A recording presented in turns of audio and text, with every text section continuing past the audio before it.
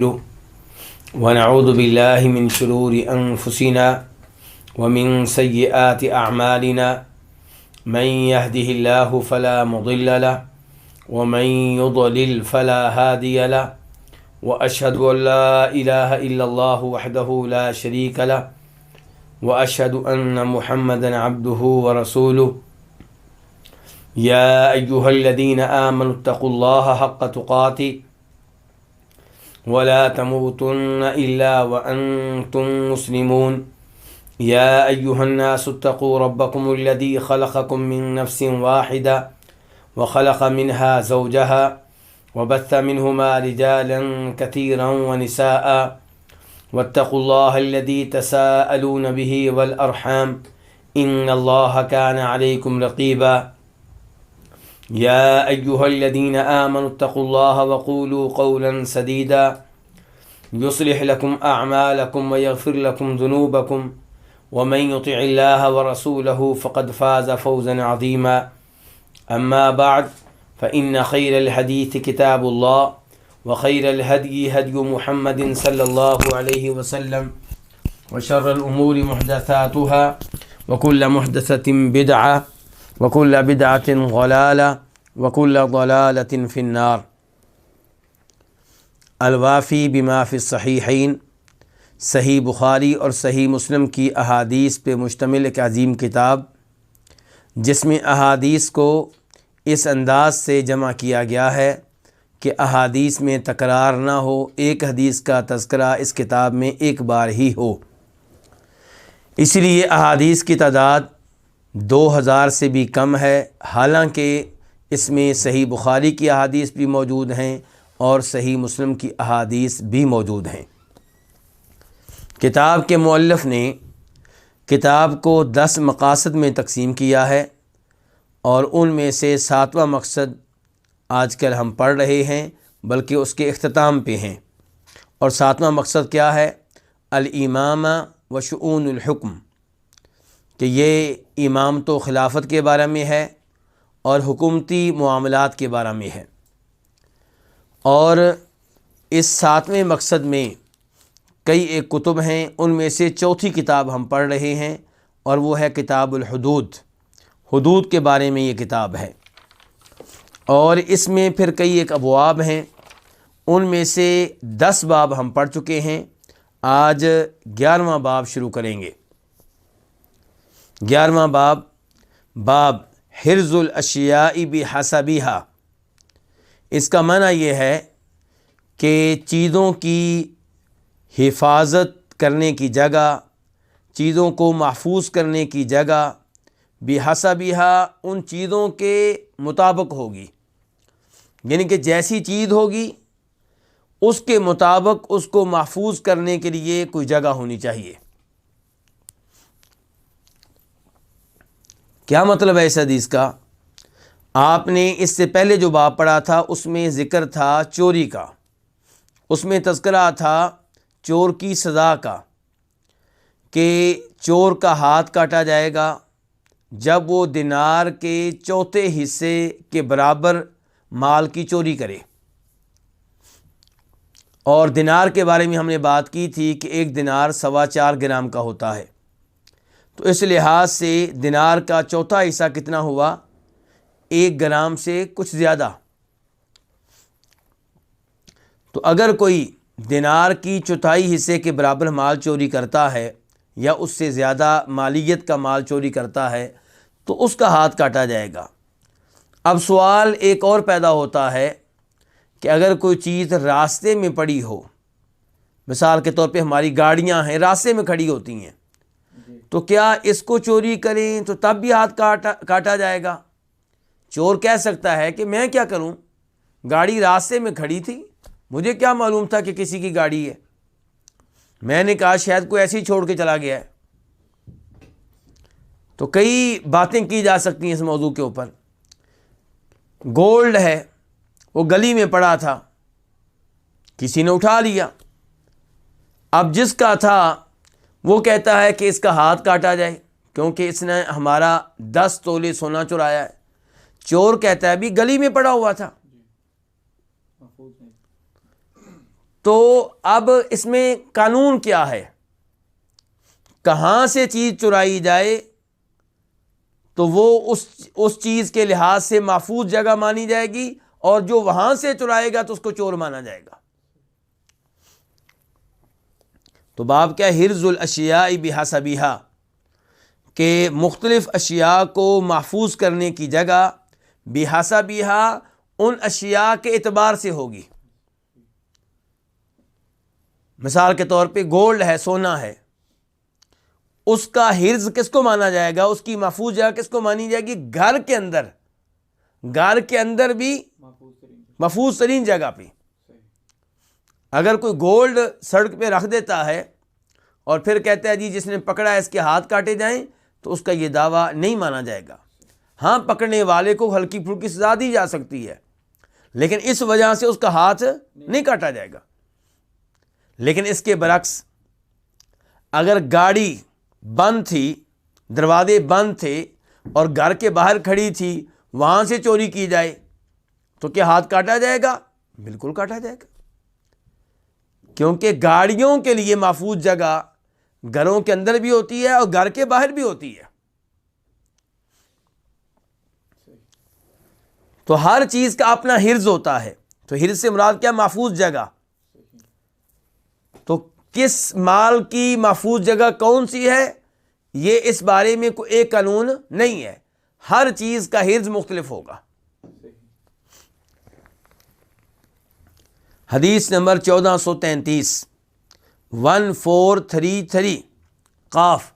اس حدیث کے بیان کرنے پہ اتفاق ہے کس کس کا؟ امام بخاری کا اور امام مسلم کا۔ عن عبداللہ بن عمر رضی اللہ عنہما، روایت ہے جناب عبداللہ بن عمر رضی اللہ عنہما سے، ان رسول اللہ صلی اللہ علیہ وسلم قال، کہ بے شک رسول اللہ صلی اللہ علیہ وسلم نے فرمایا، لا يحلبن احد ماشیۃ امرئ بغیر اذنہ، کوئی بھی شخص کسی آدمی کے جانور کا دودھ نہ لے بغیر اذنہ ہی، اس کی اجازت کے بغیر۔ ماشیہ کس کو کہتے ہیں؟ جانور کو۔ لا یحلبن، ہرگز نہ دوہے، یعنی کہ بالکل کسی کا دودھ نہ لے۔ تو لا یحلبن احد، کوئی بھی شخص دودھ نہ لے، دودھ نہ دوہے، ماشیۃ امرئ، کسی بھی آدمی کے جانور سے، بغیر اذن ہی، اس کی اجازت کے بغیر، یعنی کہ مالک کی اجازت کے بغیر اس مالک کے جانور کا دودھ دھونا، دودھ نکالنا، دودھ لینا اس کے تھنوں سے، یہ جائز نہیں ہے۔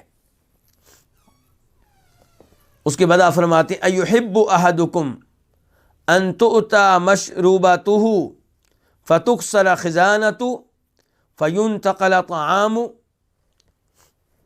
کیا تم میں سے کوئی یہ پسند کرے گا کہ ان تؤتی مشروباتہ، کہ اس کے کمرے میں آیا جائے، فتکسر خزانۃ، تو اس کے غلہ محفوظ رکھنے کی جو جگہ ہے اس کا دروازہ توڑا جائے، فینتقل طعامہ، تو اس کا غلہ منتقل کر لیا جائے، اپنے گھر میں کوئی لے آئے۔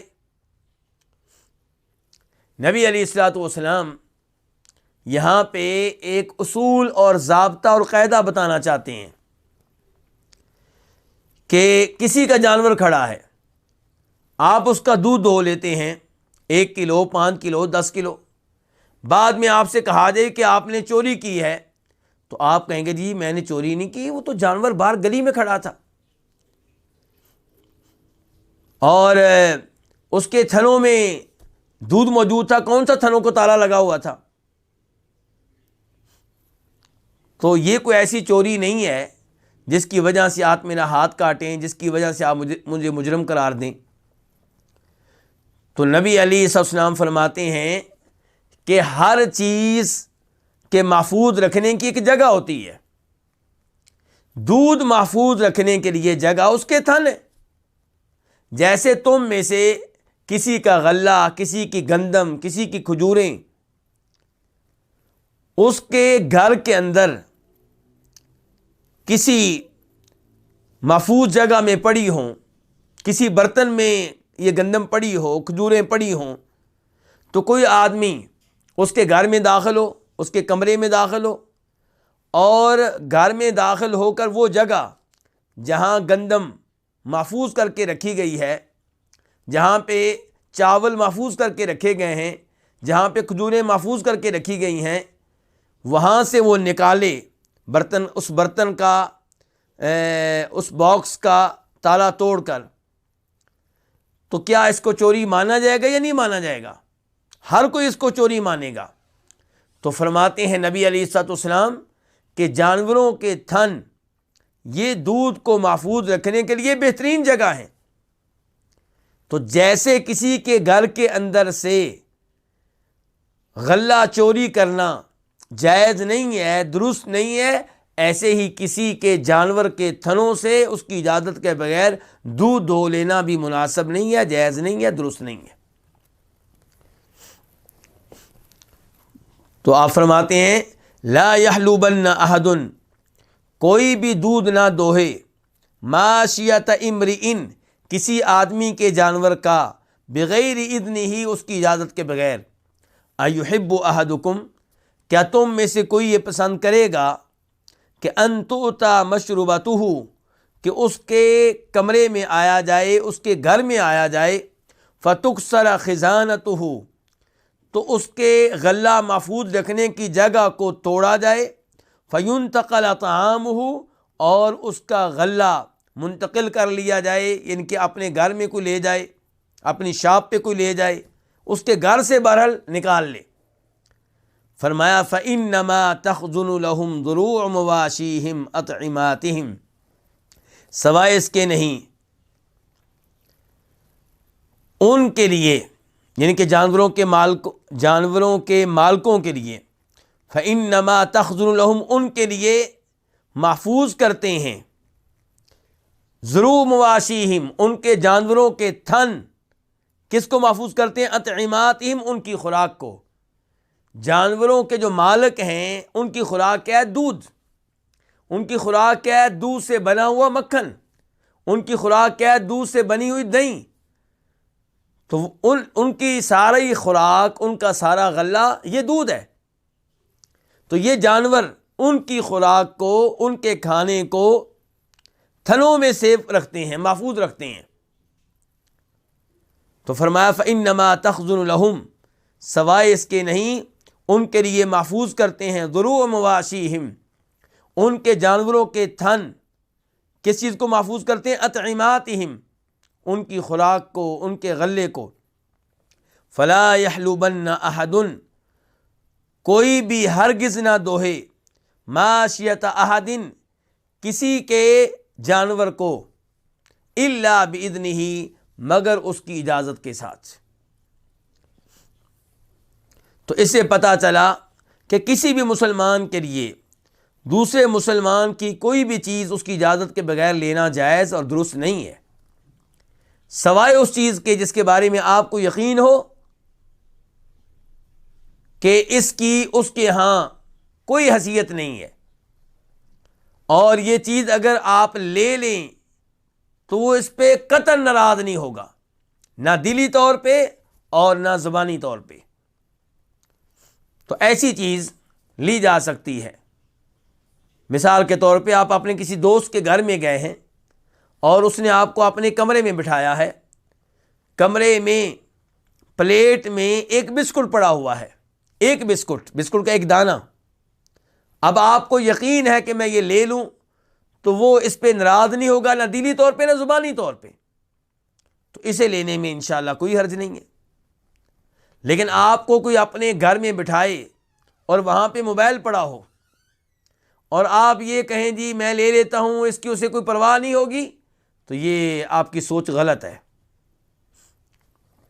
الا یہ کہ وہ خود آپ کو بتا چکا ہو کہ مجھے اس موبائل کی ضرورت نہیں ہے، پھر آپ اسے لے سکتے ہیں، وہ آپ کو اجازت دے رہا ہو۔ نبی علیہ الصلوۃ والسلام نے یہاں پہ تذکرہ دودھ کا کیا ہے، باقی چیزوں کا نہیں کیا، کیونکہ دودھ کے معاملے میں لوگ تساہل سے کام لیتے ہیں، لاابالی پن کا مظاہرہ کرتے ہیں، اس کی کوئی پرواہ نہیں کرتے، کسی کا بھی جانور کھڑا ہو دودھ دھو لیا۔ تو نبی علیہ الصلوۃ والسلام نے اس دودھ کے بارے میں وارننگ دے کر لوگوں کے دیگر اموال کے بارے میں بھی وارننگ دے دی ہے۔ یہاں پہ ایک اور حدیث کا تذکرہ کرنا چاہوں گا جسے امام ابن ماجہ رحمہ اللہ اپنی سنن میں لے کر آئے ہیں، اور اس کا نمبر ہے ابن ماجہ میں 2300۔ اس میں فرماتے ہیں نبی علیہ الصلوۃ والسلام کہ جب تم کسی چرواہے کے ریوڑ کے پاس سے گزرو، اس کی بکریاں کھڑی ہوں، اس کی بھینسیں کھڑی ہوں، اس کی گائیں کھڑی ہوں، اس کی اونٹنیاں کھڑی ہوں، آپ وہاں سے گزریں تو آپ 3 مرتبہ چرواہے کو آواز دیں۔ اگر وہ آپ کی آواز پہ حاضر ہو جائے، آپ کی آواز پہ جوابی طور پہ آپ کو آواز دے تو ٹھیک، ورنہ آپ ان جانوروں کا دودھ لے سکتے ہیں، لیکن دودھ اس انداز سے لیں کہ اس میں کوئی دودھ ضائع نہ کیا جا رہا ہو، اس میں فساد نہ ہو کسی قسم کا، یعنی کہ مناسب دودھ آپ لے لیں۔ تو اس حدیث سے پتہ چلا کہ جانوروں کا دودھ لیا جا سکتا ہے، اور جو ابھی حدیث ہم پڑھ کے فارغ ہوئے تھے اس سے پتہ چلا کہ جانوروں کا دودھ بغیر اجازت کے آپ نہیں لے سکتے۔ تو کیا دونوں میں تعارض ہے، دونوں میں تصادم ہے، دونوں میں ٹکراؤ ہے؟ جواب یہ ہے کہ دونوں میں کوئی تصادم نہیں ہے، کوئی ٹکراؤ نہیں ہے، کوئی تعارض نہیں ہے۔ ابن ماجہ کے حدیث سے مراد یہ ہے کہ جب انسان انتہائی مجبور ہو، اسے معلوم ہو کہ اگر میں دودھ یہاں سے نہیں لوں گا تو میں مر جاؤں گا، بے ہوش ہو جاؤں گا، میرے لیے کوئی مسئلہ بن جائے گا، تو ایسا آدمی کوشش کرے کہ جانوروں کے مالک سے، چرواہے سے اجازت لے لے۔ اگر وہ نظر نہیں آ رہا، مالک چرواہا نظر نہیں آ رہا، تو پھر اتنا دودھ لے لے جس سے اس کی جان بچ جائے، تو انشاءاللہ اس میں پھر کوئی حرج نہیں ہوگا۔ لیکن یہ کہ کوئی برتن لایا جائے اور اس میں دودھ اچھی طرح جمع کر کے اپنے گھر میں لے جایا جائے یا بیچا جائے، تو یہ تو فساد ہے اور یہ زیادتی ہے اور یہ بالکل غلط ہے۔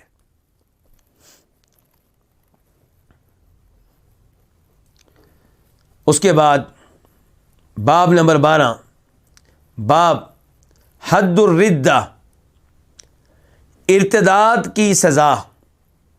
اگر کوئی مرتد ہو جائے، مسلمان دین اسلام ترک کر دے، تو اس کی سزا کیا ہے، اس کے ساتھ کیا سلوک کیا جائے گا؟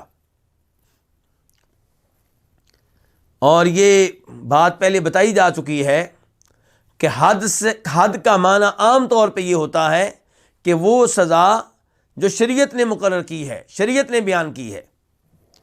تو جب کوئی مرتد ہو جائے، دین اسلام قبول کرنے کے بعد ترک کر دے، تو اس کی سزا کیا ہے؟ حدیث نمبر 1434، 1434 قاف۔ اس حدیث کے بیان کرنے پہ اتفاق ہے امام بخاری کا بھی اور امام مسلم کا بھی۔ عن ابی موسیٰ، روایت ہے جناب ابو موسیٰ اشعری رضی اللہ تعالیٰ عنہ سے، جن کا نام کیا ہے؟ عبداللہ بن قیس۔ ان رجلا اسلم ثم تہود، کہ ایک آدمی مسلمان ہوا پھر وہ یہودی ہو گیا۔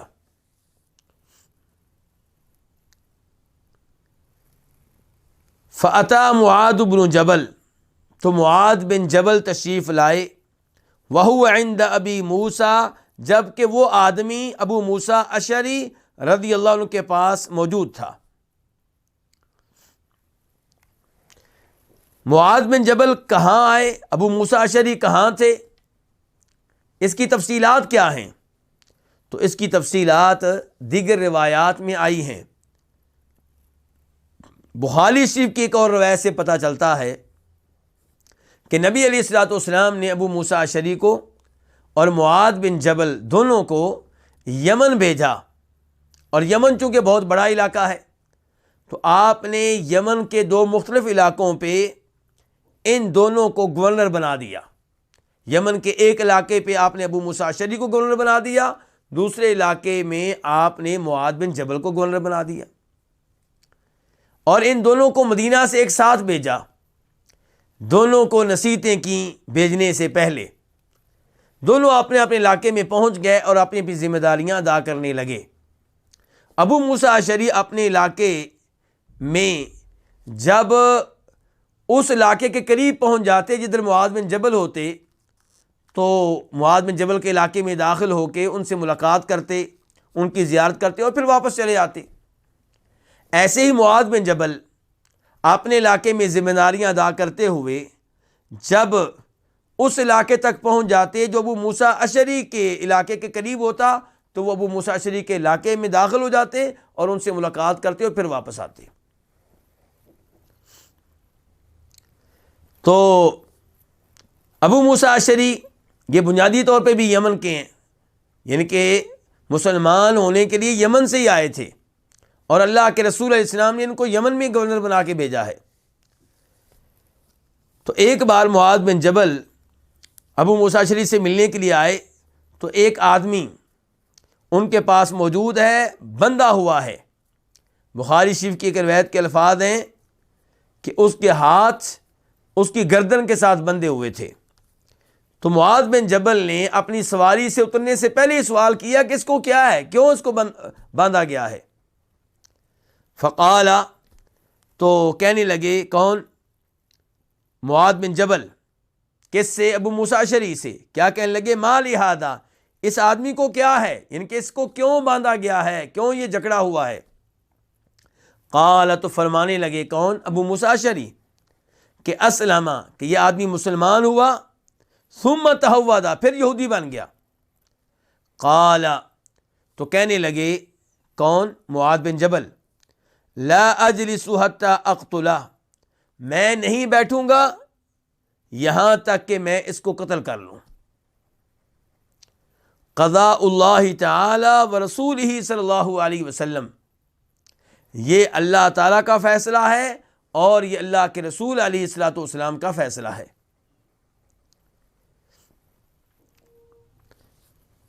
اس روایت میں یہ وضاحت نہیں آئی کہ اس کے بعد کیا ہوا، لیکن بخاری شریف کی دوسری روایت میں وضاحت آئی ہے جس کا نمبر ہے 4342 4342۔ اس میں یہ ہے کہ فَأَمَرَ بِهِ فَقُتِلَ، تو ابو موسیٰ اشعری نے حکم دیا، چنانچہ اس آدمی کو قتل کر دیا گیا۔ ثم نزل، اس کے بعد معاذ بن جبل اپنی سواری سے نیچے اترے، ورنہ انہوں نے اپنی سواری سے نیچے اترنے سے انکار کر دیا تھا۔ آئیے اس حدیث پہ غور کرتے ہیں۔ ایک تو یہ کہ معاذ بن جبل نے یہ کہا ہے کہ اس کو قتل کیا جائے، اور کہا ہے کہ یہ اللہ کا بھی فیصلہ ہے اور اللہ کے رسول کا بھی فیصلہ ہے، جبکہ قرآن حکیم میں واضح طور پہ یہ حکم آپ کو نہیں ملے گا کہ جو مرتد ہو جائے اسے قتل کر دیا جائے۔ یہ تو نبی علیہ السلام کا فرمان ہے کہ من بدل دینہ فاقتلوہ، کہ جو اپنا دین اسلام تبدیل کر لے اس کو قتل کر دو۔ اس حکم کو جو نبی علیہ السلام نے دیا ہے، معاذ بن جبل اللہ کا حکم کہہ رہے ہیں، اللہ کا فیصلہ کہہ رہے ہیں۔ کیوں؟ کیونکہ معاذ بن جبل جانتے ہیں کہ نبی علیہ السلام جو کہتے ہیں وہ اپنی طرف سے نہیں کہتے، وہ اللہ کی طرف سے کہتے ہیں۔ وما ينطق عن الهوى ان هو الا وحی یوحى، کہ آپ جو بھی کہتے ہیں وہ اللہ رب العزت کی طرف سے وحی ہوتا ہے۔ اور معاذ بن جبل جانتے تھے کہ اللہ نے کہا ہے کہ وما آتاکم الرسول فخذوہ وما نہاکم عنہ فانتہوا، کہ جو رسول تمہیں دیں وہ لے لو۔ تو اگر اللہ کے رسول نے کہا ہے کہ مرتد کو قتل کر دو تو یہ اللہ کے رسول کی دی ہوئی چیز ہے، اور اللہ تعالیٰ کہہ رہے ہیں اس کو لے لو، گویا کہ اللہ کا بھی یہی فیصلہ ہوا، اللہ کے رسول کا بھی یہی فیصلہ ہوا۔ اور اس سے پتہ چلا کہ نبی علیہ السلام کی احادیث ایسی حجت ہیں جیسے اللہ کا قرآن حجت ہے، اور یہ کہ نبی علیہ السلام کی احادیث اللہ رب العزت کی طرف سے ہیں، لیکن الفاظ عام طور پہ نبی علیہ السلام کی طرف سے ہوتے ہیں، معنی مفہوم اللہ رب العزت کی طرف سے ہوتا ہے۔ اس کے بعد مرتد کی یہ سزا، کیا مرتد کو قتل کر دینا یہ مناسب ہے؟ یہ سوال کوئی مسلمان نہیں کر سکتا۔ جس مسلمان کو معلوم ہو گیا کہ اللہ کے رسول نے کہہ دیا ہے تو وہ آنکھیں بند کر کے اس پہ ایمان لائے گا، وہ چونکہ چنانچہ نہیں کرے گا، وہ یہ نہیں کہے گا بات تو ٹھیک ہے لیکن یہ کام مسلمان کا نہیں ہوتا۔ مومن وہ ہے جس نے اللہ کو مان لیا، اللہ کے رسول کو مان لیا، اب وہ سمتا ہے میں غلط ہو سکتا ہوں، اللہ کا کلام غلط نہیں ہو سکتا، میں غلط ہو سکتا ہوں، نبی علیہ السلام کا فرمان غلط نہیں ہو سکتا۔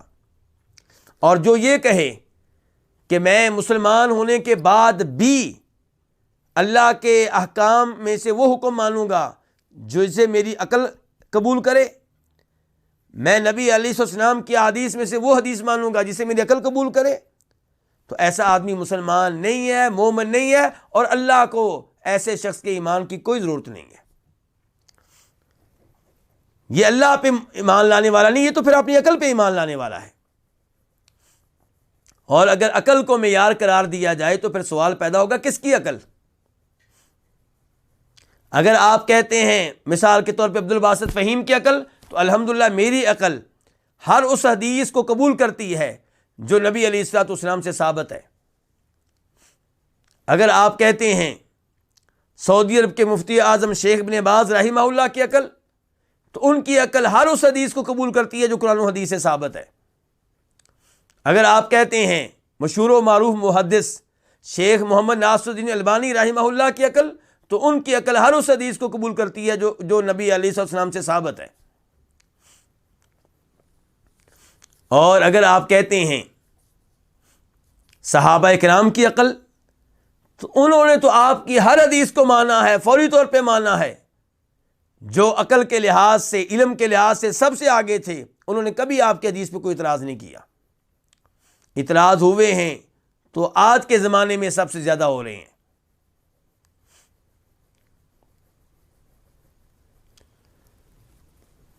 تو اس لیے سوال پیدا ہوگا کس کی عقل معیار ہے؟ کیا جاوید احمد غامدی صاحب کی عقل معیار ہے؟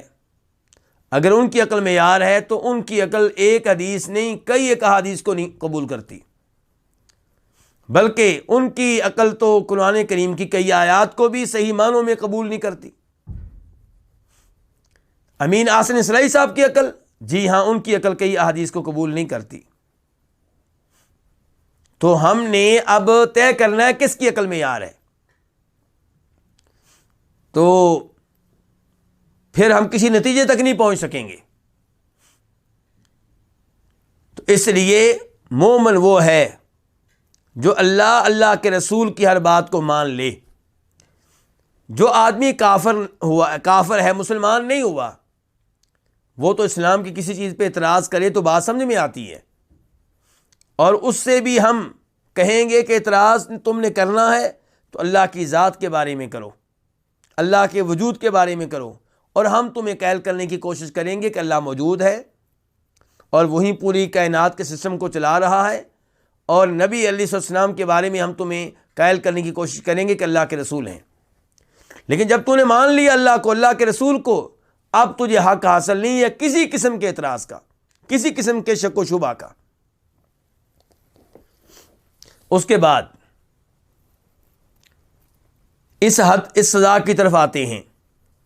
اس سزا کے بارے میں ایک اعتراض یہ ہوتا ہے کہ یہ قرآن کے خلاف ہے، جبکہ معاذ بن جبل نے یہاں بتا دیا کہ قرآن کے خلاف نہیں ہے، اللہ کے رسول کا بھی یہی فیصلہ ہے اور اللہ تعالیٰ کا بھی یہی فیصلہ ہے۔ لیکن کہنے والے کہتے ہیں کہ یہ حدیث جس میں آیا ہے کہ مرتد کو قتل کر دو قرآن کے خلاف ہے۔ قرآن کی کس آیت کے خلاف ہے بھائی؟ کہتے ہیں کہ وہ آیت جو آیت الکرسی کے بعد آتی ہے سورہ بقرہ میں، جس میں اللہ تعالیٰ کہتے ہیں لا اکراہ فی الدین، کہ دین کے معاملے میں کوئی زبردستی نہیں ہے۔ تو قرآن کہہ رہا ہے دین کے معاملے میں زبردستی نہ کی جائے، اور یہ حدیث کہہ رہی ہے کہ زبردستی کی جائے۔ مسلمان کو اسلام قبول کرنے کے بعد یہودی بننے کی اجازت نہیں، عیسائی بننے کی اجازت نہیں، ہندو مذہب قبول کرنے کی اجازت نہیں، سکھ مذہب قبول کرنے کی اجازت نہیں، یہ تو زبردستی ہو گئی۔ تو جواب یہ ہے کہ قرآن کی آیت ہے لا اکراہ فی الدین، دین کے معاملے میں زبردستی نہیں ہے، یعنی کہ دین منوانے کے معاملے میں، دین قبول کرنے کے معاملے میں کوئی زبردستی نہیں ہے۔ ہندو کو زبردستی مسلمان بنانے کی اجازت نہیں ہے، عیسائی کو زبردستی مسلمان بنانے کی اجازت نہیں ہے، یہودی کو زبردستی مسلمان بنانے کی اجازت نہیں ہے۔ لیکن حدیث بتا رہی کہ جو مسلمان ہو گیا اپنی مرضی سے ہوا ہے، زبردستی نہیں کی گئی، اب اس کو دین اسلام ترک کرنے کی اجازت نہیں ہے۔ اب اگر وہ ترک کرے گا تو اس پہ سزا ملے گی۔ کیوں بھائی؟ کس لیے؟ اس لیے کہ اس میں سب سے پہلے اس کا فائدہ ہے، وہ ایمان قبول کر کے، دین اسلام قبول کر کے جنت میں جانے والوں کی صف میں شامل ہو رہا ہے، جہنم کی آگ سے محفوظ اور نجات پانے والوں کی صف میں شامل ہو رہا ہے۔ اگر ہم اس کا راستہ نہیں روکیں گے تو وہ تو دین اسلام ترک کرنے پہ تلا ہوا ہے، لیکن جب سنے گا کہ میں نے دین اسلام ترک کر دیا تو میری گردن اتاری جائے گی، رک جائے گا، مسلمان رہے گا، چاہے وہ فی الحال مطمئن نہیں ہے، لیکن ایک ہفتے کے بعد، مہینے کے بعد الحمدللہ مطمئن ہو جائے گا۔ قرآن کی آیات سنتے سنتے، احادیث سنتے سنتے، مسلمانوں میں رہتے رہتے شکوک و شبہات دل سے نکل جائیں گے۔ تو ہماری یہ صدا جو قرآن، جو حدیث نے سنائی ہے، یہ اس کو جہنم کی آگ میں جانے سے روک لے گی اور جہنم کی آگ میں داخل ہونے سے بچ جائے گا۔ تو یہ حدیث سب سے پہلے اس کے لیے مفید ہے، دوسرے نمبر پہ اس کے خاندان کے لیے مفید ہے، تیسرے نمبر پہ یہ دیگر مسلمانوں کے لیے مفید ہے، کیونکہ کافر لوگ کئی دفعہ یہ سازش تیار کرتے ہیں، اور اس کا تذکرہ قرآن میں آ چکا ہے، سورہ آل عمران میں 30 پارے میں، وقال طائفۃ من اہل الکتاب آمنوا، کہ یہودیوں عیسائیوں کے گروہ نے کہا کہ تم دن کے پہلے حصے میں مسلمان ہو جاؤ، مسلمانوں کے درمیان رہو، اور رات کے وقت دین اسلام کو ترک کرنے کا اعلان کر دو، یعنی کہ اس انداز سے اسلام قبول کیا جائے اور رات کو چھوڑا جائے۔ کیا فائدہ ہوگا؟ فائدہ یہ ہوگا کہ جو مسلمان اسلام پہ ہیں لیکن کمزور ہیں، وہ بھی واپس آ جائیں گے، وہ بھی دوبارہ یہودی بن جائیں گے، دوبارہ عیسائی بن جائیں گے، دوبارہ بت پرست بن جائیں گے۔ تو یہ اسلام کے خلاف، مسلمانوں کے خلاف بہت بڑی سازش تھی، اللہ نے اس کو ناکام بنا دیا، شریعت نے اس کو ناکام بنا دیا یہ اصول دے کر کہ جو دین اسلام ترک کرے گا اسے قتل کیا جائے گا۔ زبردستی کسی کو مسلمان نہیں بنائیں گے، بالکل نہیں بنائیں گے، لیکن مسلمان ہونے کے بعد دین اسلام ترک کرنے کی اجازت نہیں ہوگی۔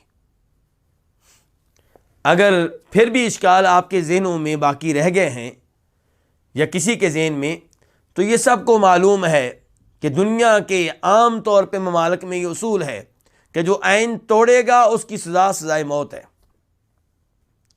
جو اپنے ملک کی جاسوسی کرے گا اور دشمن ملک کو راز دے گا، اس کی سزا کیا؟ سزائے موت ہے۔ تو جب انسان اپنے ملک کی حفاظت کی خاطر، اپنے آئین کی حفاظت کی خاطر سزائے موت کا قانون پاس کریں تو وہ درست ہے، اور خالق قانون دے، جو آسمان و زمین کا مالک ہے، جو صبح و شام رزق دیتا ہے، جو ہمیں پیدا کرنے والا ہے، ہر نعمت دینے والا ہے، وہ اگر قانون نازل کرے کہ جو میرا دین قبول کرنے کے بعد ترک کرے گا اسے قتل کیا جائے گا، تو اس پہ اعتراض کیوں؟ ملکی آئین سے بغاوت پہ سزائے موت ملے تو اعتراض نہیں، اپنے ملک کی جاسوسی کی جائے، دشمن ملک کو معلومات دی جائیں، سزائے موت ملے، کوئی اعتراض نہیں، اللہ کے قانون پہ اعتراض کیوں؟ تو اللہ کا یہ قانون سچا ہے۔ ایسے موقع پہ مجھے اور آپ سب کو نئے سرے سے کہنا چاہیے، یا اللہ ہم اس پہ ایمان لائیں، ہم تیرے نبی کے اس حدیث پہ ایمان لائیں، تیرے اس قانون اور ضابطے پہ ایمان لائیں، بغیر کسی شک کے، بغیر کسی شبہ کے۔ سمعنا واطعنا، سن لیا اور ہم نے مان لیا۔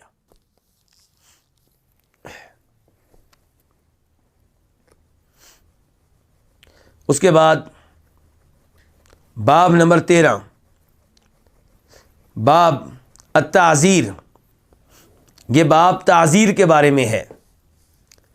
تعزیر یہ کیا چیز ہے؟ یہ تعزیر کا لفظ جو ہے یہ حد کے متضاد ہے، اس کے اپوزٹ ہے۔ حد کس کو کہتے ہیں اس کے بارے میں آج کے درس میں بھی بتا چکا ہوں کہ حد وہ سزا ہے جو شریعت نے بیان کی ہے۔ مثال کے طور پہ چور کی سزا کیا ہے کہ اس کا ہاتھ کاٹ ڈالا جائے، تو یہ حد ہے کیونکہ سزا شریعت نے بیان کی، قرآن میں آئی ہے۔ جو کنوارا ہو اور زنا کرے، بدکاری کرے اور ثابت ہو جائے تو اس کی سزا کیا ہے؟ اس کو 100 کوڑے مارے جائیں۔ تو اس کو بھی کیا کہتے ہیں؟ حد کہتے ہیں۔ اور کچھ ایسے جرائم ہیں جن کی سزا شریعت نے خود مقرر نہیں کی۔ وقت کا حکمران، جج، کیس سننے والا جج، قاضی، وہ اس کے بارے میں جو سزا چاہے گا تجویز کرے گا، جو سزا چاہے گا دے گا، حالات کو دیکھ کر، زمانے کو دیکھ کر، علاقہ دیکھ کر، جس کو سزا دی جا رہی ہے اس کو دیکھ کر کہ پکا مجرم ہے یا پہلی بار جرم کیا ہے، ایسے دیگر امور کا خیال کرتے ہوئے وہ کوئی نہ کوئی سزا دے گا۔ اس کو کیا کہا جائے گا؟ تعزیر۔ تو تعزیر وہ سزا ہوئی جو شریعت کی طرف سے مقرر نہ ہو بلکہ حکومت کی طرف سے ہو یا جج کی طرف سے ہو، اسے کیا کہیں گے؟ تعزیر۔ تو اس میں حدیث نمبر 1435 1435 قاف، اس حدیث کے بیان کرنے پہ اتفاق ہے کس کس کا؟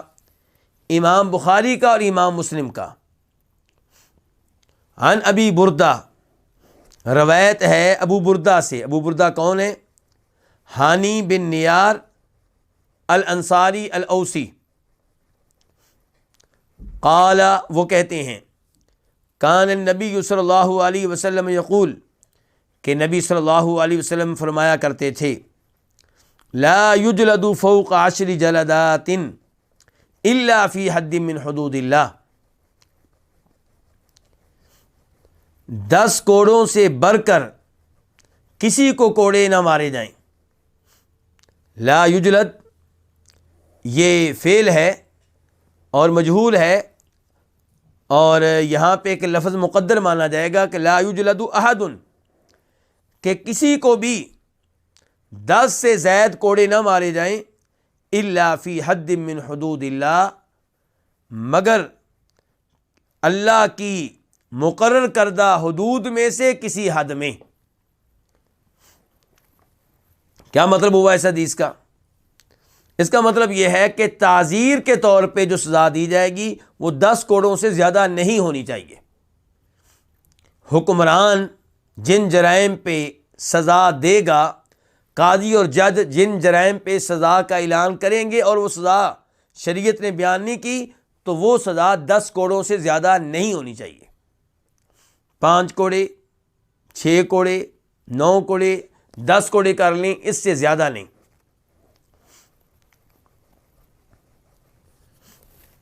یہ اس حدیث کا مفہوم ہے، اور امام احمد بن حنبل رحمہ اللہ اسی مفہوم کے قائل ہیں، اور ان کا یہ موقف ہے کہ کسی بھی جرم پہ 10 کوڑوں سے زیادہ سزا دینا درست نہیں ہوگا۔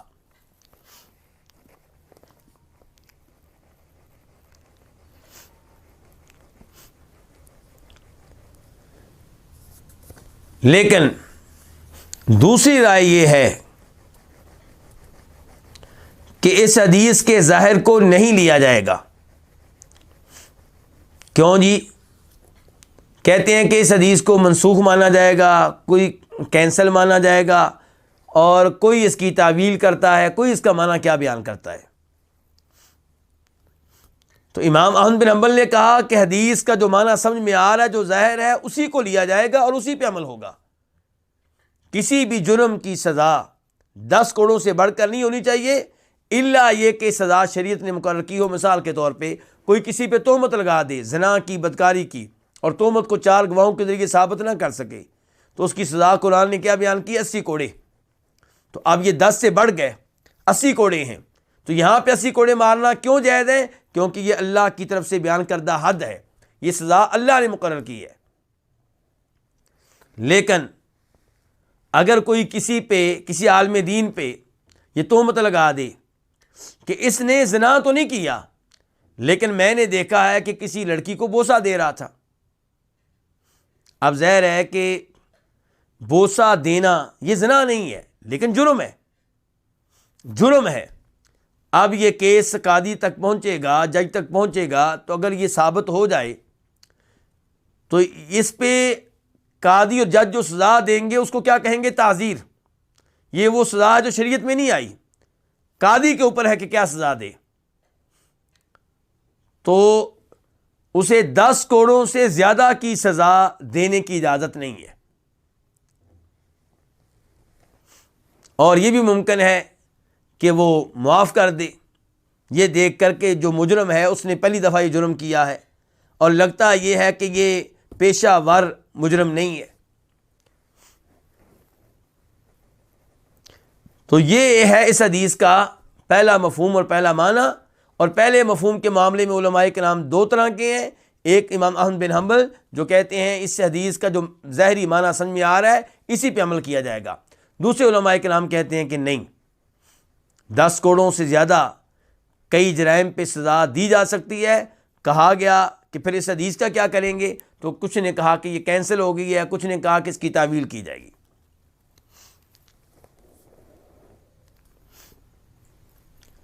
تو یہ تھا حدیث کا پہلا معنی۔ دوسرا معنی اس کا یہ بیان کیا گیا ہے کہ کسی کو بھی 10 کوڑوں سے زیادہ کوڑے نہ مارے جائیں الا یہ کہ اللہ کا حق ہو، اللہ کے حقوق میں سے کوئی حق ہو تو پھر 10 کوڑوں سے زائد کوڑے مارے جا سکتے ہیں، ورنہ 10 کوڑے مارنے کی اجازت نہیں ہے۔ اس کا کیا مطلب ہے؟ اس کا مطلب یہ ہے کہ ایک والد اپنے بیٹے کو کسی جرم پہ سزا دینا چاہتا ہے اور اس کو غصہ اتنا ہے کہ کوڑے مارنا چاہتا ہے، تو اس سے کہا جا رہا ہے کہ تمہیں 10 کوڑوں سے زیادہ مارنے کی اجازت نہیں ہے۔ ایک لونڈی ہے، اس نے کوئی غلطی کی ہے، ایک غلام نے کوئی غلطی کی ہے، اور غلام کا مالک، لونڈی کا مالک اپنی لونڈی کو، اپنے غلام کو کوڑے مارنا چاہتے ہیں، تو ان سے کہا جائے گا کہ 10 سے زیادہ کوڑے مارنے کی تمہیں اجازت نہیں ہے۔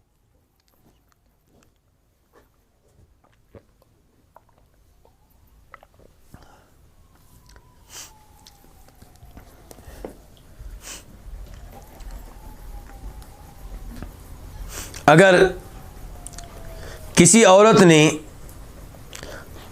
اپنے گھر میں کوئی بہت بڑا جرم کیا ہے جس کا تعلق خامد سے ہے، مثال کے طور پہ جان بوجھ کر اس نے گھر میں آگ لگا دی، مالی طور پہ کوئی نقصان ہو گیا، اب ظاہر ہے اس کے خامد کو غصہ ہے، وہ اس کو سزا دینا چاہتا ہے، تو اس سے کہا گیا ہے کہ تمہیں 10 سے زیادہ کوڑے مارنے کی اجازت نہیں ہے۔ بہتر یہ ہے کہ معاف کر دے، بہتر یہ ہے کہ اسے کچھ بھی نہ کہے، نصیحت کرنے پہ اکتفا کرے۔ لیکن اگر کوئی زیادہ ہی غصے میں ہے اور اس کے لیے یہ نقصان برداشت کرنا مشکل ہو رہا ہے اور وہ کوڑے مارنے پہ تلا ہوا ہے، تو شریعت کہتی ہے کہ 10 سے زیادہ تمہیں مارنے کی اجازت نہیں ہے۔ لیکن جہاں پہ معاملہ ہوگا اللہ کے حق کا، الا فی حد من حدود اللہ، کہ جب معاملہ ہو اللہ کے حقوق میں سے کسی حق کا، تو پھر 10 سے زیادہ کوڑے مارے جا سکتے ہیں۔ تو حد کا معنی کیا ہوگا؟ حق، اللہ کے حقوق میں سے کوئی حق ہو۔ اور یہ حد کا یہ معنی کہاں سے لیا گیا اور یہ موقف کن کن علماء کرام نے اپنایا ہے؟ یہ موقف اپنانے والے علماء کرام میں سے ایک نام ہے امام ابن تیمیہ رحمہ اللہ کا، اور امام ابن القیم رحمہ اللہ، اور اس قسم کے دیگر علماء کرام۔ دلیل انہوں نے کیا دی ہے؟ وہ کہتے ہیں کہ آپ وہ آیتیں پڑھیں جن میں اللہ تعالیٰ نے حدود کا لفظ استعمال کیا ہے، تو وہاں پہ آپ کو پتہ چلے گا کہ اللہ نے حدود کا لفظ ان سزاؤں کے علاوہ امور پہ بھی استعمال کیا ہے جو سزائیں مقرر ہیں۔ مثال کے طور پہ اللہ تعالیٰ کہتے ہیں تلک حدود اللہ فلا تقربوها، یہ اللہ کی حدود ہیں، ان کے قریب نہ جاؤ۔ اس سے مراد کیا ہے؟ وہ امور جو اللہ کی معصیت پہ مبنی ہیں، یعنی کہ اللہ نے بیان کر دیا کہ یہ اللہ کی نافرمانی ہے۔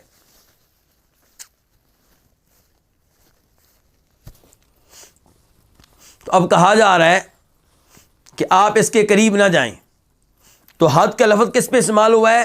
معصیت پہ، گناہ پہ، اللہ کے حق پہ۔ اور کبھی کہا جاتا ہے، اللہ تعالیٰ فرماتے ہیں تلک حدود اللہ فلا تعتدوها، کہ یہ اللہ کی حدود ہیں، ان کو تجاوز نہ کرو۔ یہ کہاں پہ اللہ تعالیٰ کہتے ہیں؟ جب اللہ تعالیٰ کوئی فرض بیان کرتے ہیں، کوئی واجب بیان کرتے ہیں۔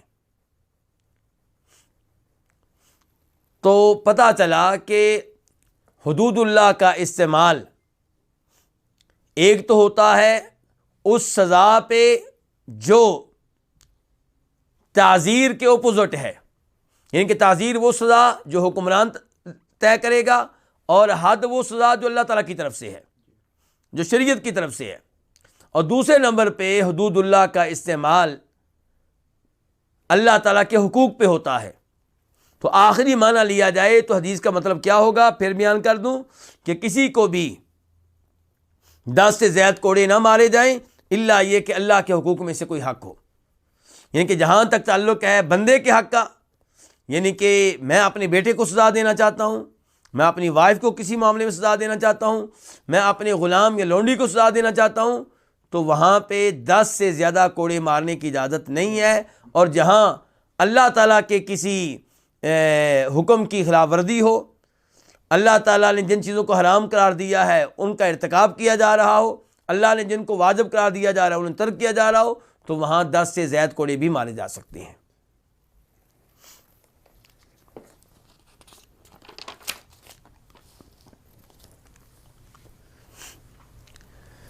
اس کے بعد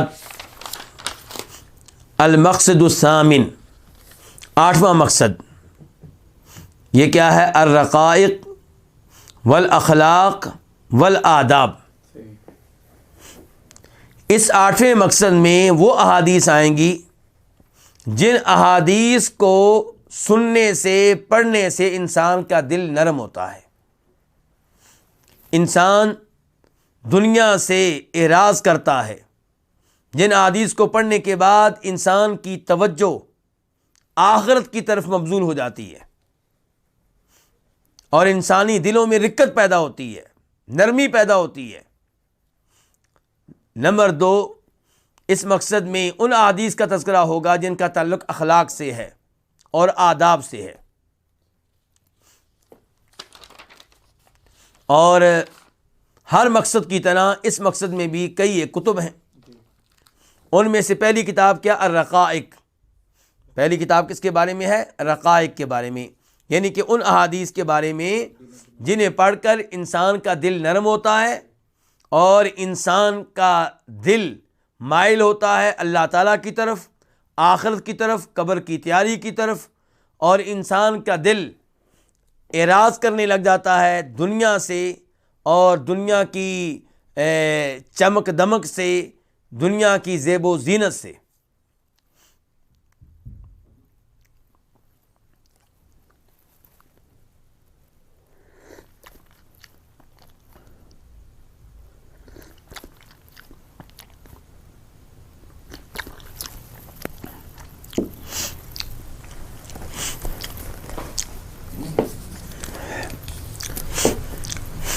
باب نمبر 1، پہلے کیا ہوتے ہیں؟ مقاصد۔ اس کتاب میں کتنے مقاصد ہیں؟ 10، اور ہر مقصد کے نیچے مختلف کتب، اور ہر کتاب کے نیچے ابواب وغیرہ ہوتے ہیں، کئی دفعہ فصلیں بھی ہوتی ہیں۔ تو یہاں پہ ابواب ہیں۔ پہلا باب کیا ہے؟ التقرب بالنوافل، نفلی اعمال کے ذریعے، نفلی عبادات کے ذریعے اللہ کے قریب ہونا، نفلی عبادات اختیار کر کے، نفلی عبادات کو اپنا کر اللہ کے قریب ہونا، اللہ کا قرب حاصل کرنا، اللہ کا مقرب بندہ بننا۔ حدیث نمبر 1436 1436 خا، اس حدیث کو بیان کرنے والے امام کون سے؟ امام بخاری۔ عن ابی ہریرہ، روایت ہے جناب ابو ہریرہ رضی اللہ تعالیٰ عنہ سے، قال، وہ کہتے ہیں، قال رسول اللہ صلی اللہ علیہ وسلم، فرمایا رسول اللہ صلی اللہ علیہ وسلم نے، ان اللہ قال، بے شک اللہ رب العزت نے فرمایا۔ ہم کیا پڑھ رہے ہیں؟ احادیث یا قرآن؟ احادیث پڑھ رہے ہیں، اور حدیث میں اللہ کے رسول کیا کہہ رہے ہیں؟ اللہ نے فرمایا۔ تو ایسی حدیث کو کیا کہا جاتا ہے؟ حدیث قدسی۔ جس حدیث میں نبی علیہ الصلوۃ والسلام یہ کہیں کہ اللہ تعالیٰ نے کہا، اس حدیث کو کیا کہتے ہیں؟ حدیث قدسی۔ تو حدیث نبوی حدیث قدسی میں فرق کیا ہوتا ہے؟ حدیث نبوی حدیث قدسی میں فرق یہ ہوتا ہے کہ حدیث نبوی میں الفاظ نبی علیہ الصلوۃ والسلام کے ہوتے ہیں اور معنی و مفہوم اللہ تعالیٰ کی طرف سے، اور حدیث قدسی میں معنی و مفہوم بھی اللہ کی طرف سے اور الفاظ بھی اللہ رب العزت کی طرف سے۔ تو حدیث قدسی اور قرآن میں کیا فرق ہوتا ہے؟ جب حدیث قدسی کے الفاظ بھی اللہ کی طرف سے، معنی و مفہوم بھی اللہ کی طرف سے، تو پھر یہ تو قرآن ہونا چاہیے۔ نہیں، قرآن نہیں ہے۔ قرآن اس لیے نہیں ہے کہ قرآن اللہ کا وہ کلام ہے جس کو ہم نماز میں پڑھتے ہیں۔ حدیث قدسی کو نماز میں پڑھا نہیں جا سکتا۔ قرآن اللہ تعالیٰ کا وہ کلام ہے جسے پڑھیں تو ہر حرف کے بدلے میں 10 نیکیاں ملتی ہیں، اور احادیث قدسیہ میں وہ اصول نہیں ہے۔ تو اور بھی کئی فرق ہیں۔ تو احادیث قدسیہ اور قرآن میں بھی فرق ہے، اور حدیث قدسی اور حدیث نبوی میں بھی فرق ہے۔ تو ان اللہ قال، کہ بے شک اللہ تعالیٰ نے فرمایا، من عادى لی ولیا فقد آذنتہ بالحرب، جو میرے کسی ولی سے دشمنی رکھے، من عادى، جو عداوت رکھے، دشمنی رکھے، ولیًا، کسی ولی سے، دوست سے۔ ولی کا معنی کیا ہوتا ہے؟ دوست۔ کس کا؟ لی، اللہ کہتے ہیں میرا۔ اللہ تعالیٰ کہہ رہے ہیں جو میرے کسی ولی سے دشمنی رکھے، میرے کسی ولی سے دعوت رکھے، فقد آذنتہ بالحرب، تو میں اس کو خبر دیتا ہوں۔ کس کی؟ بالحربی، لڑائی کی، کہ میرے اور اس کے درمیان لڑائی چھڑ گئی، اب میرا اس سے اعلان جنگ ہے، وہ مجھ سے لڑنے کے لیے تیار ہو جائے۔ اور کیا اللہ سے لڑنے والا کبھی کامیاب ہو سکتا ہے، یا اس کے کامیاب ہونے کے بارے میں سوچا جا سکتا ہے؟ تصور بھی نہیں کیا جا سکتا۔ جو اللہ کے ولیوں سے دشمنی مول لے گا وہ تباہ و برباد ہو گیا، اس کا بیڑا غرق ہو گیا، الا یہ کہ اللہ اس کو توبہ کی توفیق دے دے، وہ الگ بات ہے۔ تو اللہ کے ولی کون ہیں؟ انبیاء کرام علیہم الصلوۃ والسلام۔ جو جناب محمد رسول اللہ کی توہین کرے، جو عیسیٰ علیہ السلام کی توہین کرے، جو موسیٰ علیہ السلام کی توہین کرے، جو داؤد علیہ السلام کی توہین کرے، جو لوط علیہ السلام کی توہین کرے، جو نوح علیہ السلام کی توہین کرے، جو آدم علیہ السلام کی توہین کرے، کسی بھی نبی کی توہین کرے، اس کا بیڑا غرق ہوگا، وہ تباہ و برباد ہو گیا۔ اللہ کے ولی کون ہیں؟ انبیاء کرام علیہم الصلوۃ والسلام کے بعد نمبر آتا ہے صحابہ کرام کا۔ جو جناب صدیق سے دشمنی رکھے، جناب عمر فاروق سے دشمنی رکھے، جناب عثمان و علی سے دشمنی رکھے، عشرہ مبشرہ میں سے کسی ایک سے دشمنی رکھے، بدری صحابہ کرام جن کو اللہ نے کہا تھا کہ تم جو چاہو عمل کرو، جو ان میں سے کسی ایک سے دشمنی رکھے، جو نبی علیہ السلام کے کسی بھی صحابی سے دشمنی رکھے، اس کا بھی بیڑا غرق ہوا، الا یہ کہ وہ کیا کر لے؟ توبہ کر لے۔ اور پھر اللہ کے فرشتے، کیا یہ اللہ کے ولی نہیں ہے؟ سب اللہ کے ولی ہیں۔ تو جبریل علیہ السلام کا مذاق اڑائے، میکائیل علیہ السلام کا مذاق اڑائے، اور پھر اس کے بعد نمبر آتا ہے بعد میں آنے والے ائمہ حدیث کا، ائمہ تفسیر کا، اور علماء حق کا، آج کل کے وہ علماء کرام جو کتاب و سنت کی دعوت دیتے ہیں، جو کتاب و سنت پہ عمل کرنے والے ہیں، الحمدللہ یہدیکم اللہ ویصلح بالکم، تو جو ان سے دشمنی مول لے، جو ان سے عداوت رکھے، تو اس نے اپنے آپ کو خود ہی ہلاکت میں ڈال لیا ہے۔ تو اللہ کا کیا اعلان ہے، من عادی لی ولیا، اور میں آج خبردار کرنا چاہتا ہوں اپنے ان بھائیوں کو جو میری آواز سن رہے ہیں،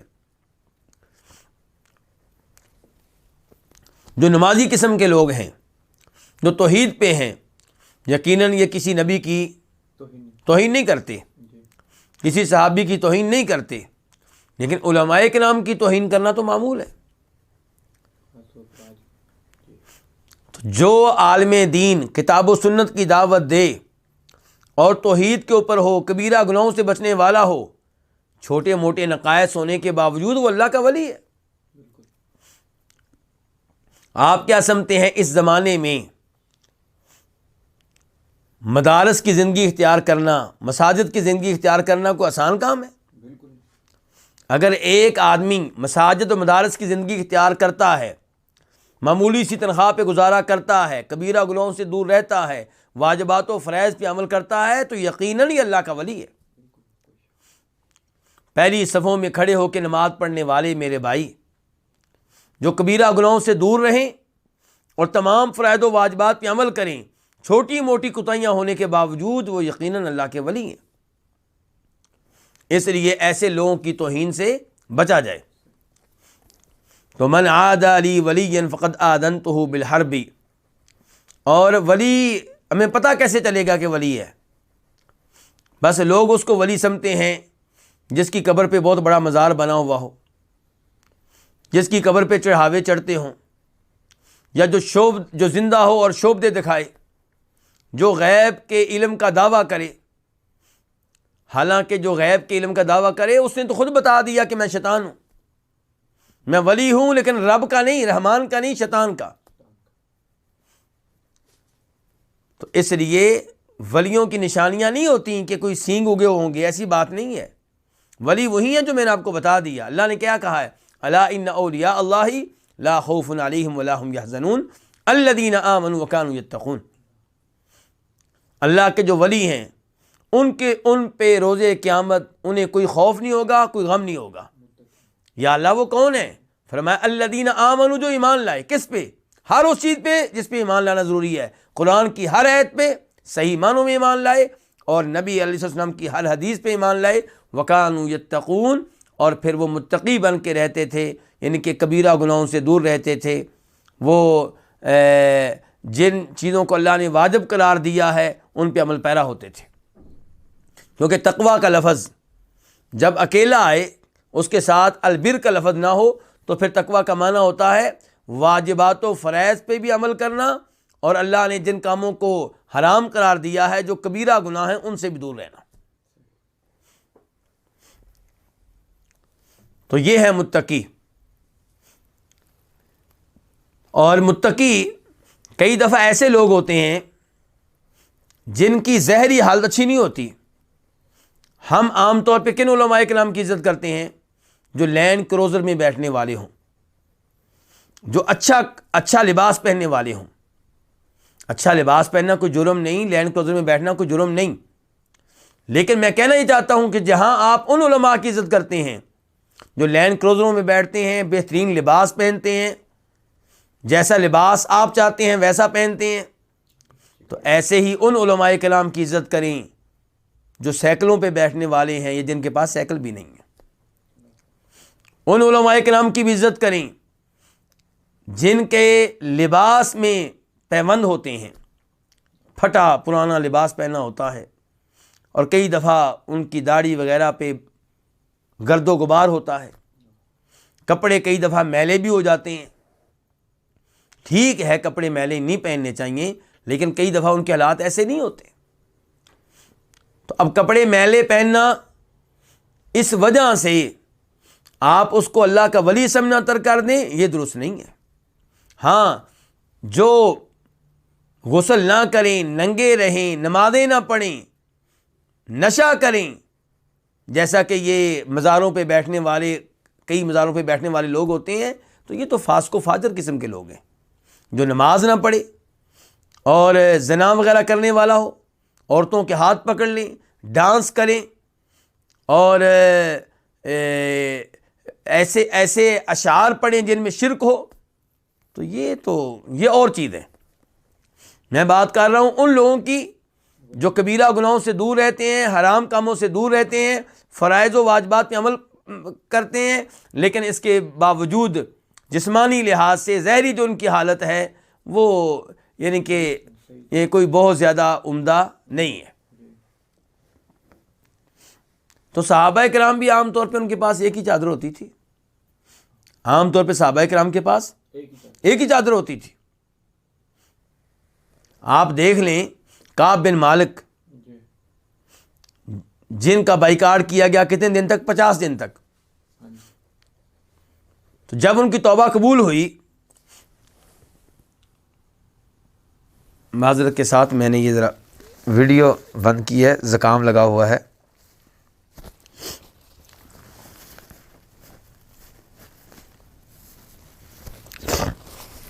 بلکہ میں آپ سے اجازت چاہوں گا 1 منٹ کے لیے۔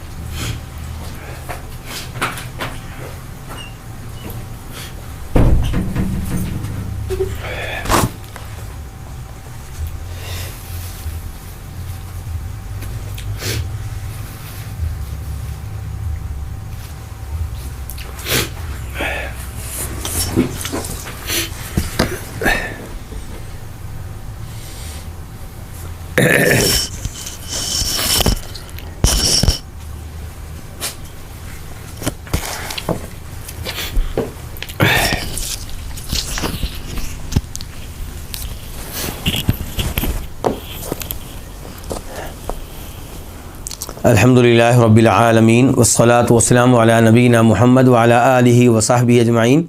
تو معذرت کے ساتھ میں نے 1 منٹ کا وقفہ لیا۔ تو میں بات کر رہا تھا کہ کعب بن مالک کی جب توبہ قبول ہوئی ہے تو انہوں نے اس آدمی کو جس نے انہیں خوشخبری دی کہ آپ کی توبہ قبول ہو گئی ہے، اس کو انعام دینا چاہا۔ انعام کیا دیا؟ 2 چادریں، لباس، سوٹ، اور ان کا اپنا لباس یہی 2 چادریں تھیں۔ جب انہوں نے نبی علیہ الصلوۃ والسلام کے پاس جانا چاہا خوشی میں، توبہ قبول کی خوشی میں، تو انہوں نے کسی اور سے چادریں عاریتاً لیں، وہ پہنی، تب اللہ کے رسول کے پاس آئے صلی اللہ علیہ وسلم۔ یہ ہے صحابہ کرام کا حال۔ اور وہ صحابی جنہوں نے کہا تھا اللہ کے رسول میرا نکاح کر دیں اس عورت سے، اگر آپ نکاح نہیں کرنا چاہتے تو آپ نے کہا تھا حق مہر لے کر آؤ، کہنے لگے میرے پاس تو کچھ نہیں ہے۔ فرمایا کوئی چیز لے آؤ، چاہے لوہے کی انگوٹھی لے آؤ۔ صحابی گئے، واپس آئے، وہ بھی نہیں ہے۔ کہا پھر میں تمہارا نکاح کیسے کروں؟ کہا اللہ کے رسول میرے پاس یہ چادر ہے، آدھی اس کو دے دیں، آدھی میرے پاس رہے گی۔ اللہ کے رسول نے فرمایا بھی تمہارے پاس پہلے ہی 1 چادر ہے، 2 بھی نہیں ہے۔ 1 چادر، پورے لباس 1 چادر، اور وہ بھی آدھی اس کو مل جائے تو ننگا ہو جائے گا۔ تو پھر اللہ کے رسول علیہ السلام نے اس کا نکاح قرآن کی تعلیم کے عوض کیا تھا۔ لیکن اس سے آپ اندازہ لگا سکتے ہیں کہ یہ اللہ کے ولی مالی لحاظ سے کیسے تھے۔ اس لیے اپنی مسجد کے وہ علماء کرام اور مدارس کے وہ علماء کرام جن کی یعنی کہ ظاہری حالت اگرچہ آپ کو اتنی اچھی نہیں لگتی، لیکن ان کا مدرسوں میں رہنا، مساجد میں رہنا، اور وہ اللہ کے دین کی خدمت میں لگے ہوئے ہیں، یہ خود بہت بڑا ایک جہاد ہے۔ اور بہت بڑی اللہ کی ولایت کی انشاءاللہ نشانی ہے۔ تو فرمایا من عاد علی ولیا فقد آذنتہ بالحرب، کہ جو میرے کسی ولی سے عداوت رکھے تو یقیناً میں اس سے جنگ کا اعلان کرتا ہوں، میں اسے جنگ کی خبر دیتا ہوں۔ وما تقرب الی عبدی بشیء احب الی مما افترضت علیہ، اور میرا بندہ میرے قریب نہیں ہو سکتا کسی ایسی چیز کے ساتھ جو مجھے محبوب ہو ان چیزوں سے بڑھ کر جو میں نے اس پہ فرض کی ہیں۔ اس جملے کا پہلے مفہوم بتانا چاہوں گا۔ مفہوم کیا ہے؟ مفہوم یہ ہے، اللہ تعالیٰ کہتے ہیں کہ میرے قریب ہونے کے لیے بہترین طریقہ کیا ہے کہ جو چیزیں میں نے واجب قرار دی ہیں انہیں اختیار کیا جائے، جن چیزوں کو میں نے فرض قرار دیا انہیں اپنایا جائے۔ ایک آدمی اللہ کے قریب ہونا چاہتا ہے، 5 وقت کی فرض نمازیں نہیں پڑھتا لیکن نفل کے اوپر نفل پڑھتا رہتا ہے، تو یہ اس کی بھول ہے، یہ اللہ کے قریب اس طرح نہیں ہو سکتا۔ اللہ کو جو چیزیں زیادہ پسند تھیں اللہ نے ان کو کیا قرار دے دیا؟ واجب قرار دے دیا۔ آپ ان کو نظر انداز کر دیں اور یہ کہیں کہ میں اللہ کے قریب ہو جاؤں گا۔ آپ زکوٰۃ ادا نہ کریں، زکوٰۃ کا آپ اہتمام نہ کریں اور نفلی صدقہ خیرات کرتے رہیں۔ زکوٰۃ 2.5% ہوتی ہے، آپ اس سے زیادہ خرچ کر دیں لیکن زکوٰۃ کی نیت نہ کریں، تو کیا آپ اللہ کے قریب ہو جائیں گے؟ بالکل نہیں، کیونکہ جس چیز کو اللہ نے واجب قرار دیا ہے اس کی اللہ کے ہاں زیادہ اہمیت ہے، آپ نے اس کو نظر انداز کر دیا۔ تو اس انداز سے اللہ کے قریب ہونا یہ آپ کی غلط فہمی ہے، خام خیالی ہے۔ تو فرمایا وما تقرب الی عبدی بشیء، میرا بندہ میرے قریب نہیں ہو سکتا کسی ایسی چیز سے جو مجھے اس سے بڑھ کے محبوب ہو جو میں نے اس پہ فرض کی ہے، یعنی کہ میرے قریب ہونے کے لیے اس سے بہتر کوئی چیز نہیں ہے جو میں نے اس پہ فرض قرار دی ہے۔ تو فرائض کو اختیار کریں، اللہ کہتے ہیں کہ مجھے ان سے زیادہ محبت ہے۔ تو جب آپ ان اعمال کو اپنائیں گے جن اعمال سے اللہ کو زیادہ محبت ہے تو ان سے ہی تو آپ کو اللہ کا قرب ملے گا۔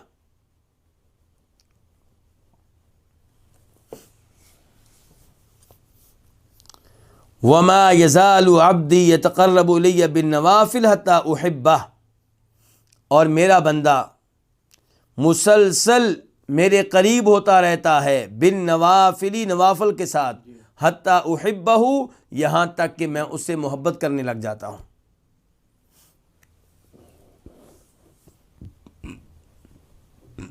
پہلے جملے میں کیا بتایا گیا کہ اللہ کے قریب ہونے کے لیے جو چیز اللہ کو سب سے بڑھ کر محبوب ہے وہ کیا ہے؟ فرائض۔ دوسرے جملے میں بتایا گیا کہ نوافل کے ذریعے بھی آپ اللہ کے قریب ہو سکتے ہیں، نوافل کے ذریعے آپ اللہ کے قریب ہوتے رہیں گے حتیٰ کہ اللہ کے محبوب بن جائیں گے، اللہ آپ کا محب بن جائے گا۔ لیکن اس سے کیا مراد ہے؟ اس جملے سے مراد یہ ہے کہ فرائض کے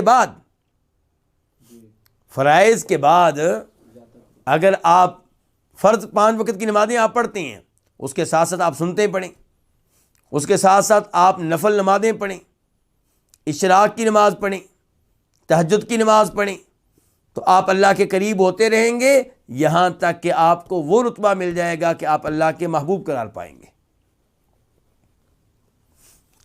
تو ان الفاظ سے جو بھی تک ہم نے پڑھے ہیں، ایک تو یہ پتہ چلا کہ اللہ رب العزت کئی ایسے اعمال ہیں اور کئی ایسی شخصیات ہیں جن سے محبت کرتے ہیں۔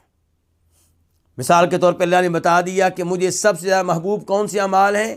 وہ جن کو میں نے واجب اور فرض قرار دیا ہے۔ اور اس کے بعد اللہ نے یہ بتا دیا کہ جو فرائض کے ساتھ ساتھ نوافل کا اہتمام کرے، مسلسل کرتا رہے، میں اس سے بھی محبت کرنے لگ جاتا ہوں۔ اس کا مطلب ہے کہ اللہ کئی انسانوں سے بھی محبت کرتے ہیں۔ تو اس سے پتہ چلا کہ اللہ کی صفات میں سے ایک صفت کیا ہے کہ اللہ کئی لوگوں سے اور کئی چیزوں سے محبت کرتا ہے، اور یہ وہ عقیدہ ہے جو قرآن سے بھی ثابت ہے، حدیث سے بھی ثابت ہے۔ ان اللہ یحب التوابین، اللہ محبت کرتے ہیں کن سے؟ توبہ کرنے والے، بہت زیادہ توبہ کرنے والوں سے۔ ویحب المتطہرین، اور اللہ محبت کرتے ہیں کن سے؟ جو پلید چیزوں سے دور رہیں، پیشاب پخانے سے دور رہیں، پلید چیزوں سے بچیں۔ تو اس کا مطلب یہ ہے کہ اللہ تعالیٰ کی صفات میں سے جیسے یہ صفت ہے کہ اللہ کلام کرتے ہیں، اللہ کی صفات میں سے ایک صفت یہ ہے کہ اللہ تعالیٰ دیکھتے ہیں، اللہ کی صفات میں سے ایک صفت یہ ہے کہ اللہ ہر چیز پہ قدرت رکھتے ہیں، اللہ تعالیٰ کی صفات میں سے ایک صفت یہ ہے کہ اللہ تعالیٰ ہر چیز کے بارے میں علم رکھتے ہیں۔ ایسے ہی اللہ کی صفات میں سے ایک صفت یہ ہے کہ اللہ تعالیٰ کئی لوگوں سے اور کئی چیزوں سے محبت کرتے ہیں، اور محبت کا معنی محبت ہی ہے، ورنہ کئی لوگ اللہ کی صفت کی کیا کرتے ہیں؟ تعویل کرتے ہیں۔ وہ کیا کہتے ہیں محبت سے کیا مراد ہے؟ کہتے ہیں محبت سے مراد یہ ہے کہ اللہ تعالیٰ جس کے ساتھ محبت کرتے ہیں اس کو اللہ تعالیٰ انعام دیتے ہیں، اس کو اللہ تعالیٰ نوازتے ہیں، اسے اللہ تعالیٰ اجر و ثواب دیتے ہیں۔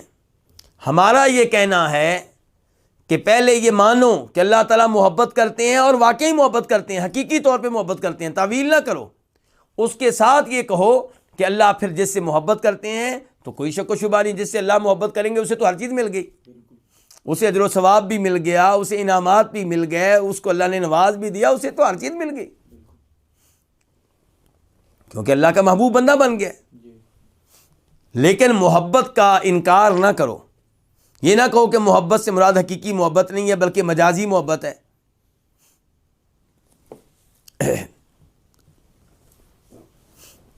فَإِذَا أَحْبَبْتُهُ، تو جب میں اس کو محبوب بنا لیتا ہوں، جب میں اس سے محبت کرنے لگ جاتا ہوں، پھر کیا ہوتا ہے؟ فرمایا كُنْتُ سَمْعَهُ الَّذِي يَسْمَعُ بِهِ، میں اس کا وہ کان بن جاتا ہوں جس کے ساتھ وہ سنتا ہے، میں اس کی وہ نگاہ بن جاتا ہوں جس کے ساتھ وہ دیکھتا ہے، میں اس کا وہ ہاتھ بن جاتا ہوں جس کے ساتھ وہ پکڑتا ہے، میں اس کا وہ پاؤں بن جاتا ہوں جس کے ساتھ وہ چلتا ہے۔ تو جو اللہ کا محبوب بن گیا اس کو تو ہر چیز مل گئی، اس کے نصیبوں کے کیا کہنے ہیں اس کے بارے میں اللہ تعالیٰ کہہ رہے ہیں کہ میں اس کا وہ کان بن جاتا ہوں جس کے ساتھ وہ سنتا ہے، میں اس کی وہ آنکھیں بن جاتا ہوں جن کے ساتھ وہ دیکھتا ہے، میں اس کے وہ ہاتھ بن جاتا ہوں جن کے ساتھ وہ پکڑتا ہے، میں اس کے وہ پاؤں بن جاتا ہوں جس کے ساتھ وہ چلتا ہے۔ اب یہاں پہ کچھ لوگوں کو غلط فہمی پیدا ہو گئی،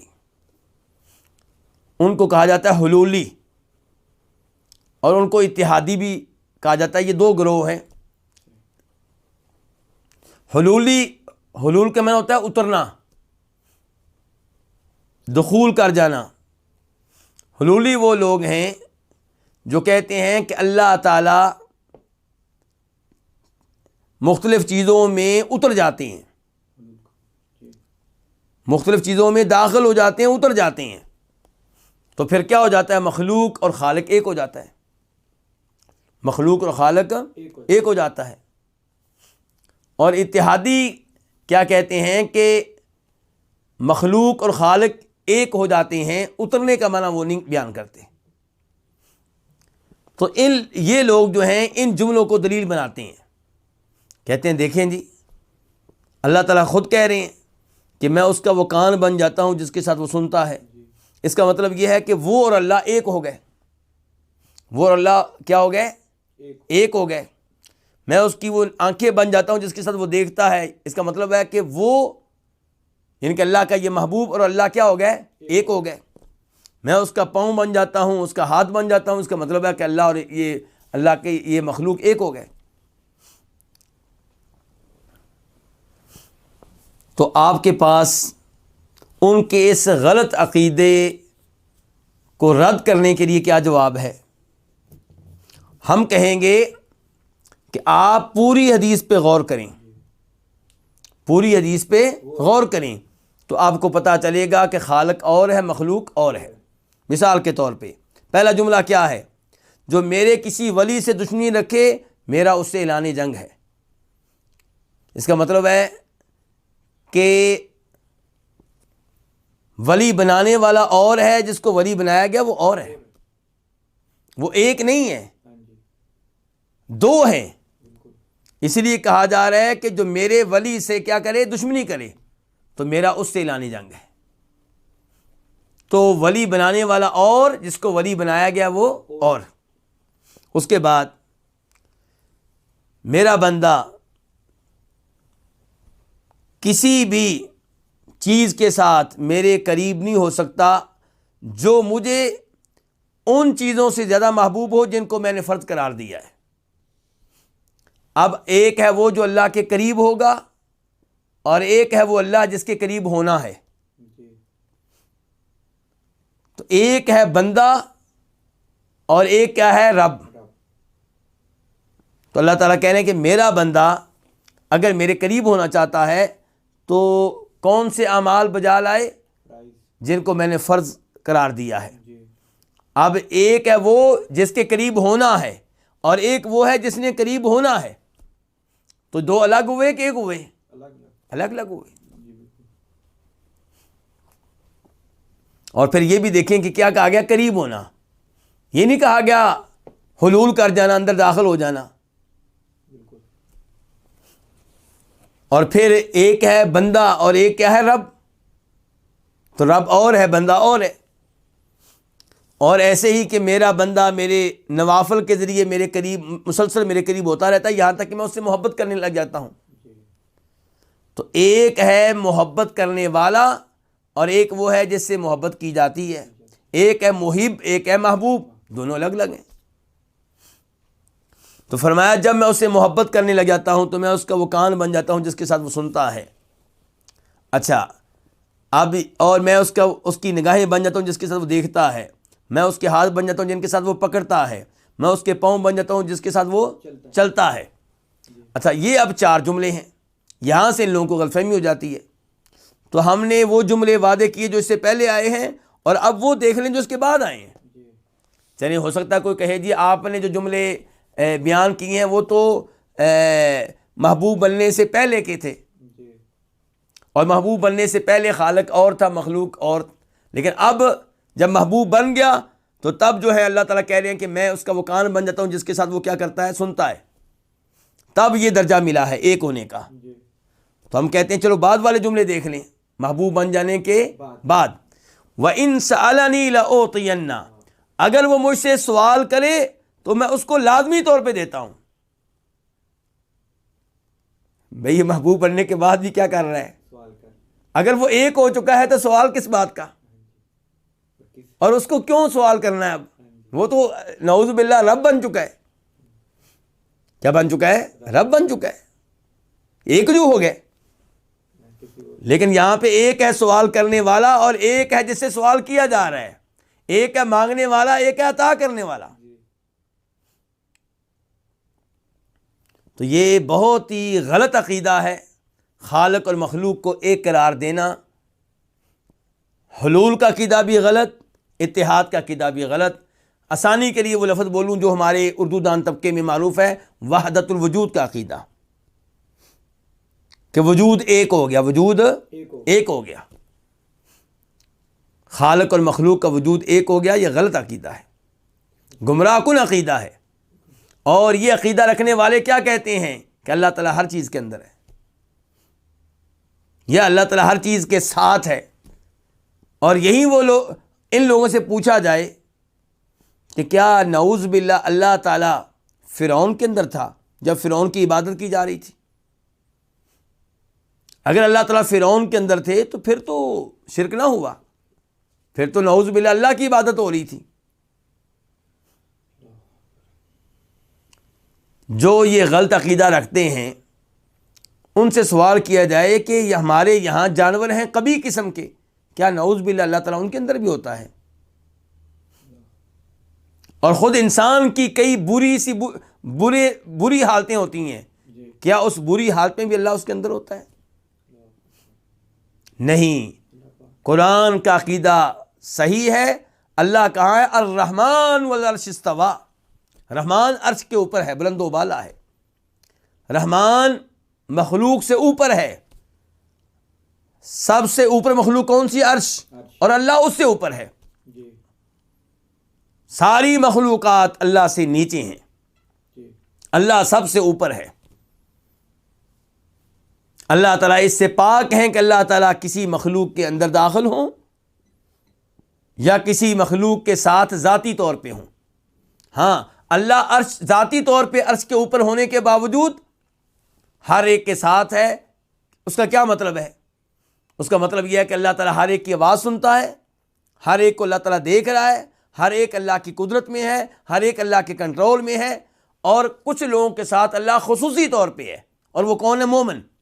اس کا کیا مطلب ہے کہ اللہ تعالیٰ ان کی مدد بھی کرتا ہے، مدد کرنے کے لحاظ سے ان کے ساتھ ہے، نیکیوں کی توفیق دینے کے لحاظ سے ان کے ساتھ ہے، تائید کرنے کے لحاظ سے ان کے ساتھ ہے۔ تو اللہ تعالیٰ ذاتی طور پہ کہاں ہے؟ اوپر۔ تو حلول کا عقیدہ غلط، اتحاد کا عقیدہ غلط، وحدت الوجود کا عقیدہ غلط۔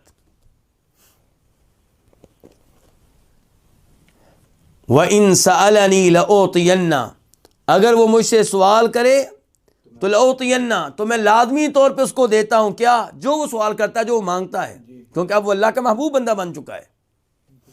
وَلَئِنِ اسْتَعَاذَنِي لَأُعِيذَنَّ، اور اگر وہ مجھ سے پناہ مانگے تو میں لازمی طور پہ اس کو پناہ دیتا ہوں۔ کس سے پناہ؟ جس سے وہ پناہ مانگ رہا ہے، جس سے وہ ڈر رہا ہے بندہ۔ مثال کے طور پہ ہم اللہ سے پناہ مانگتے ہوئے کیا کہتے ہیں؟ اعوذ باللہ من الشیطان الرجیم، یا اللہ شیطان مردود سے مجھے بچا۔ ہم اللہ سے پناہ مانگتے ہوئے کیا کہتے ہیں؟ اللہم انی اعوذ بک من عذاب القبر، یا اللہ قبر کے عذاب سے مجھے بچا۔ ہم کیا کہتے ہیں؟ اللہم انی اعوذ بک من النار، اے اللہ تعالیٰ جہنم کی آگ سے بچا۔ ہم کیا کہتے ہیں؟ اے اللہ تعالیٰ ہمیں مسیح دجال کے فتنے سے بچا۔ پھر ہم یہ بھی کہتے ہیں کہ یا اللہ دنیا اور زندگی کے تمام فتنوں سے بچا۔ تو فرمایا وَلَئِنِ اسْتَعَاذَنِی، میرا یہ محبوب بندہ اگر مجھ سے پناہ مانگے تو میں اسے لازمی طور پہ پناہ دیتا ہوں۔ وَمَا تَرَدَّدتُّ عَنْ شَيْءٍ أَنَا فَاعِلُهُ تَرَدُّدِي عَنْ نَفْسِ الْمُؤْمِنِ يَكْرَهُ الْمَوْتَ وَأَنَا أَكْرَهُ مَسَاءَتَهُ، اور میں کسی بھی ایسی چیز کے بارے میں تردد نہیں کرتا جسے میں سر انجام دینے والا ہوتا ہوں، جیسے میں تردد کرتا ہوں مومن کی جان نکالنے سے۔ یکرہ الموت، مومن موت کو ناپسند کرتا ہے، وانا اکرہ مساءتہ، اور میں اسے تکلیف دینے کو ناپسند کرتا ہوں۔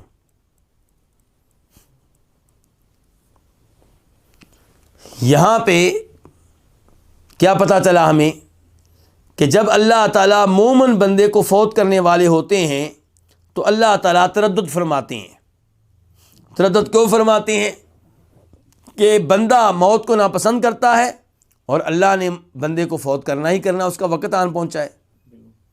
ایک طرف اللہ کا اصول ہے اٹل کہ اللہ نے کیا کرنا ہے، بندے کو اس کے وقت مقررہ پہ فوت کرنا ہے، اور ایک طرف یہ ہے کہ بندہ موت کو ناپسند کرتا ہے اور اللہ تعالیٰ نہیں چاہتے کہ بندے کو اللہ تعالیٰ تکلیف دیں، کیونکہ اللہ کا محبوب بندہ بن چکا ہے۔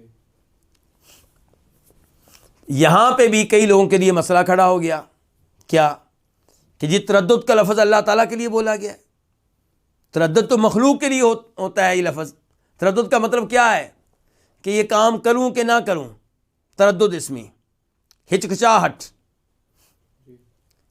تو تردد مخلوق تو کرتی ہے، کیوں؟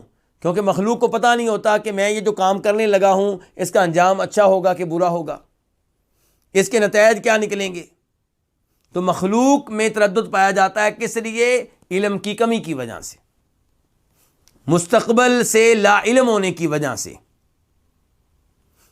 تو یہاں پہ تردد کا لفظ کیا کریں اس کا؟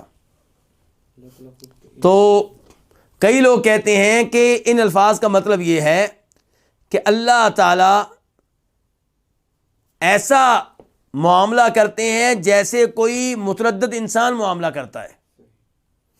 اس قسم کی الفاظ استعمال کیے گئے ہیں، لیکن امام ابن تیمیہ رحمہ اللہ فرماتے ہیں کہ تردد سے مراد وہی ہے جو خود اللہ نے واضح کر دیا یہاں پہ، کہ ایک طرف ہے بندے کو فوت کرنا، اور ایک طرف یہ ہے کہ بندہ موت کو ناپسند کرتا ہے اور اللہ تعالیٰ بندے کو تکلیف نہیں دینا چاہتے۔ یہ تردد ہے۔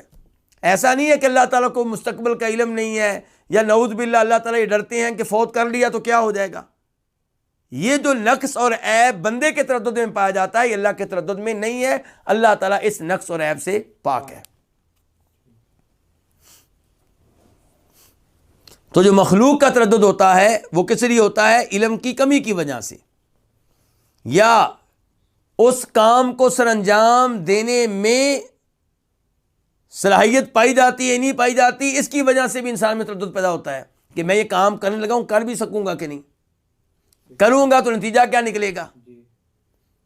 تو یہ ہے مخلوق کا تردد، اور اللہ تعالیٰ کا جو تردد ہے وہ ان تمام عیوب اور نقائص سے پاک ہے جو بندے کے تردد میں پائے جاتے ہیں۔ اللہ کا تردد ویسے ہے جیسے اللہ کے شیان شان ہے۔ تو اللہ کا تردد کیا ہے؟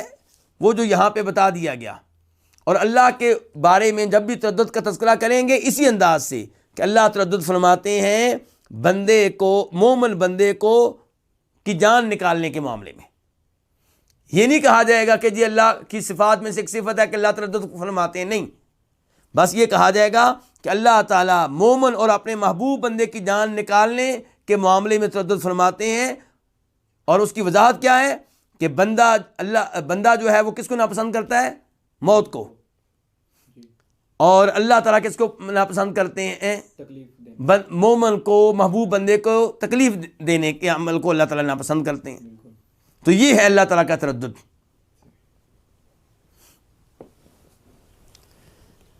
تو امید ہے کہ یہ حدیث واضح ہو چکی ہوگی۔ میں نے اس کے اوپر کافی وقت لگا دیا ہے کیونکہ اس حدیث کے تعلق سے بہت سے لوگوں میں بہت سے غلط عقائد پائے جاتے ہیں، کئی غلط فہمیاں پائی جاتی ہیں۔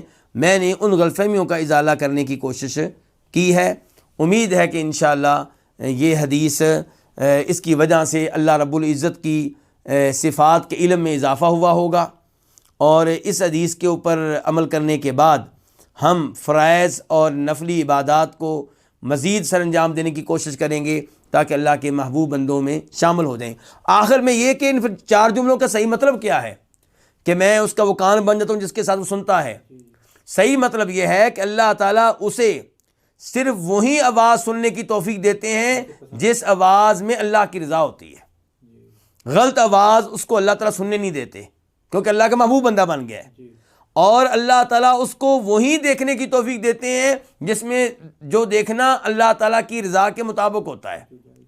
اللہ تعالیٰ اسے غلط چیزیں دیکھنے سے بچا لیتے ہیں، اور اللہ تعالیٰ اس کا ہاتھ بن جاتے ہیں جس کے ساتھ وہ پکڑتا ہے۔ مطلب یہ ہے کہ اللہ تعالیٰ اسے ہاتھوں کے ساتھ وہی چیزیں پکڑنے کی توفیق دیتے ہیں جو پکڑنا جائز ہوتا ہے، اور جو چیزیں پکڑنی ممنوع اور حرام ہیں ان سے اللہ تعالیٰ بچا لیتے ہیں، اور اللہ تعالیٰ اس کے پاؤں بن جاتے ہیں جن کے ساتھ وہ چلتا ہے۔ اس کا مطلب کیا ہے کہ اللہ تعالیٰ اس کے پاؤں اس جانب اٹھنے سے بچا لیتے ہیں جو حرام کی طرف، جو جانب حرام کی ہوتی ہے، اور اس کے پاؤں نیکی کی طرف اٹھتے ہیں یا جائز کاموں کی طرف اٹھتے ہیں۔ تو یہ ہے صحیح مطلب۔ اس کے بعد درس یہاں پہ اپنے اختتام کو پہنچا، اور یہ حدیث نمبر 1436 تھی، 1436۔ تو اس کے ساتھ ہی آج درس کا اختتام کرتے ہیں، اور اعلان یہ ہے کہ آئندہ درس انشاءاللہ رمضان کے بعد ہوگا۔ رمضان کے مہینے میں الوافی کے دروس نہیں ہوں گے۔ رمضان کا مہینہ قرآن کا مہینہ ہے، شہر رمضان الذی انزل فیہ القرآن۔ رمضان کا مہینہ قرآن کا مہینہ ہے، اور نبی علیہ السلام رمضان کے مہینے میں قرآن کے ساتھ جڑ جاتے تھے تلاوت کے لحاظ سے بھی، اور جبریل علیہ السلام کے ساتھ قرآن کا مذاکرہ کرنا، دور کرنا، سمجھنا سمجھانا، پڑھنا پڑھانا، یہ عمل تھا نبی علیہ السلام کا اور آپ کے صحابہ کرام کا۔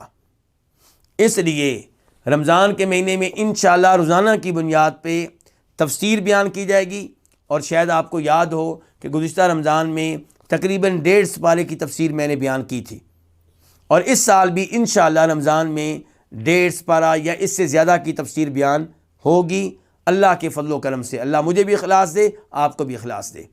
اور پھر قرآن کی تفسیر کا عمل جو ہے رمضان کے بعد بھی جاری رہے گا، یعنی کہ ہر ہفتے میں 2 یا 3 دن انشاءاللہ وہ آپ کو بتا دیا جائے گا۔